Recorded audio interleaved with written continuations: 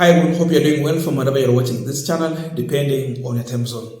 Now today it has marked day 45 of partial strike for Kenya Union of Clinic Officers, and this is after they have been asking for the 2021 Collective Bargaining Agreement CBA to be implemented. But it seems that the government is not keen to implement this. So yesterday, they were in a meeting with the governors across the country to find out on how they can sort out this issue. So governors came out very clear that they are not willing, they are not ready to fulfill any CBA simply because, according to them, this was a national government agreement with these clinic officers, but not governors. So because of that, they will not go into such kind of an agreement with these clinic officers. Consider this our inaugural meeting.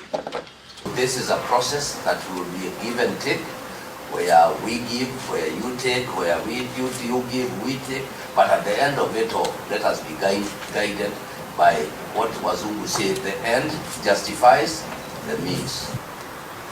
Collective bargaining agreement is not on the table because it does not exist. Recognition agreement is there. We recognize you, and that's why we are seated here. And we hope that now we can be able to set the parameters or which path do we have to walk through. Of course, we are cognizant to the fact that health is devolved. However, we still have remnants of issues that are operated or they are implemented from the national government. In our discussion today, just to assist my chair for labor, let us isolate the issues that have to do with the county government, the COG. Don't take us to the route where we have to handle issues that the CS Health and the ministry should be handling. Governor Mudhomi, the CBA is on the table because we have been negotiating. We have negotiated 80%. What is remaining is about 80%. It's not actually something that can even take us more than 2 weeks if we are to sit and negotiate and with goodwill. And also reiterate that ourselves as the union, we have a lot of goodwill. Your Excellencies, in Ronoh sub-county hospitals we speak now, there is a BSc clinic officer who is employed there and is earning 18,000 per month. There is another one in the same county earning 35,000. There is another one under UHC earning 50,000. So after this, the union went further to the court to seek a court order so that now they can go for a full strike. So from tomorrow, today midnight, 15th, these clinic officers have announced to completely go for a full strike. That means no one will appear in hospital to attend to any patient. And here is part of the directive from the court. I quote: the parties to proceed towards negotiation to resolve the dispute in good faith per meeting scheduled for May 14th and thereafter as appropriate, ELRC had directed. Pending amicable negotiation and resolution of dispute, the respondent governors, in quotes, by themselves, their agencies, officers or agents are hereby prohibited, listen to this, from harassing, intimidating, punishing or initiating or continuing disciplinary process against union member on account of raising the grievances in dispute, and any proceeding in the regard are hereby stayed. That is an order.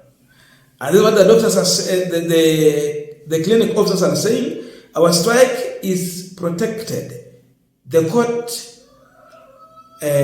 buttressed this by protecting our members from harassment or disciplinary processes by the 47 counties and the Ministry of Health Meanwhile, we are withdrawing all clinic officers from MOH facilities from midnight today. That is what KUCO has announced. So it is over. No more negotiation because the government is not showing any goodwill, by the way, governors, into this negotiation. Even the national government, they are not showing any goodwill. So we are seeing this protest coming immediately after we saw doctors going for a full strike 2 good months. Most of the things that they negotiated for are supposed to be fulfilled within 2 months. Ikienda sana 3 months. After that, they will be back on strike. Then we have this one. So it seems this is just strike after strike. So we will not have stable health care in this country. Because we don't know, after doctors, we have clinic officers. After clinic officers, maybe we are going to have nurses. After nurses, 3 months, if the government will not have fulfilled the agreement they had with the doctors will be back on strike. So tell me, where are we heading to? Now, governors took this one so lightly, but this means a lot for Kenyans. Because, first of all, rural area, where governors are now in charge, is going to be affected the most. Why? Oh my God, no power. It's going to be affected the most. Why? Because these clinic officers, most of the time they normally stand in provision of primary health care. So you go to rural areas whereby we have few private hospitals. They're not enough, and they are also much expensive to afford. So where do you go to? Where do you go to? And again, most of the people in the village, they're served in, this clinic. There's no doctor there. They're just clinic officers. So it means services are going to be affected. Hii mambo ya kusema sijui mnaenda clinic hapa kwa, in sub-county and wards. Governors have put some health facilities there. There are clinics, health facilities. So these are the people who normally serve you in those facilities. So they are not going to be available. Again, most of the hospitals in this country are going to be affected because 99% of outpatient services is being offered by the clinic officers. So healthcare is going to be paralyzed in this country again. We are not safe. Yes, doctors are back in the hospital. But look in your village. What kama when you talk about village? Most of these counties are in the village. Zile zenye ziko town in the church.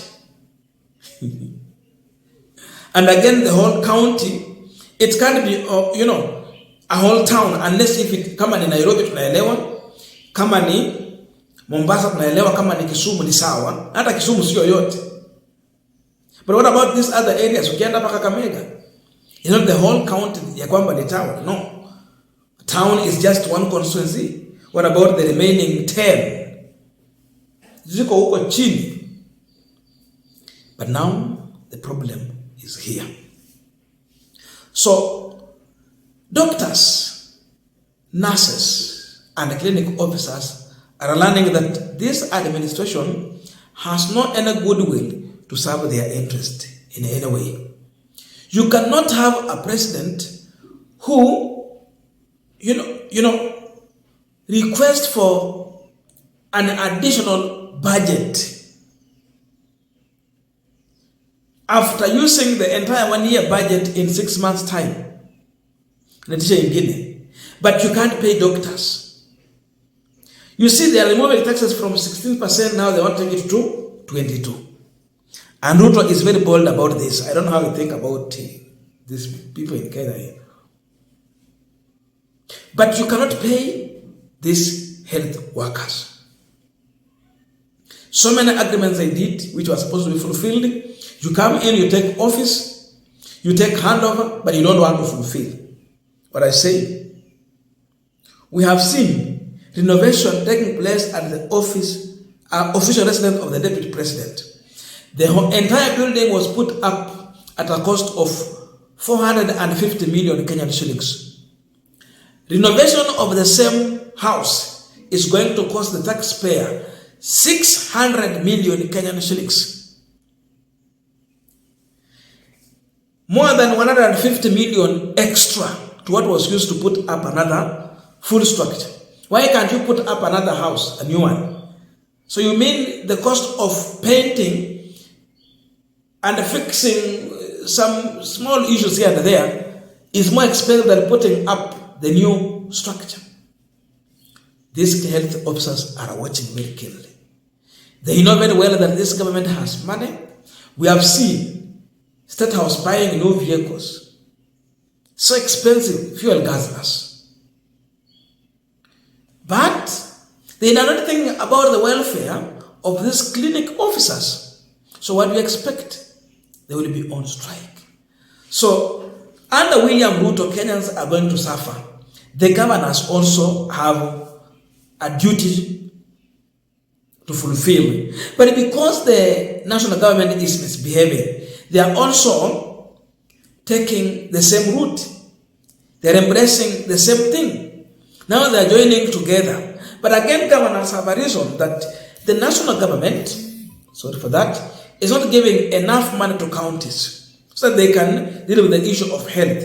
Health function is devolved function. Healthcare is devolved. Close to 80% it is devolved. But the money is up there. Governors are given peanut. How do you expect them to deal with this issue? It also becomes a problem. So Kenyans, you are not safe under William Ruto. Today, if you get sick and you cannot afford to go to a private hospital, you have a means to private hospital, you are going to die, you are going to suffer.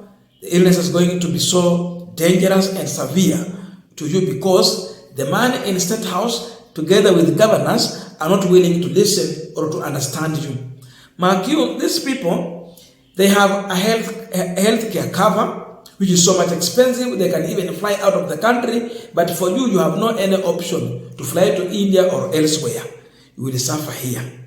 But they are not willing to serve the interest. So it's going to be strike after strike. Hii ni serikali tu ya maandamano kwa maandamano, maandamano to maandamano. So today fully, kuanzia saa 6 ya usiku, hakutakuwa na huduma yoyote katika hospitali ambayo inatekelezwa na Kenya Union of Clinic Officers.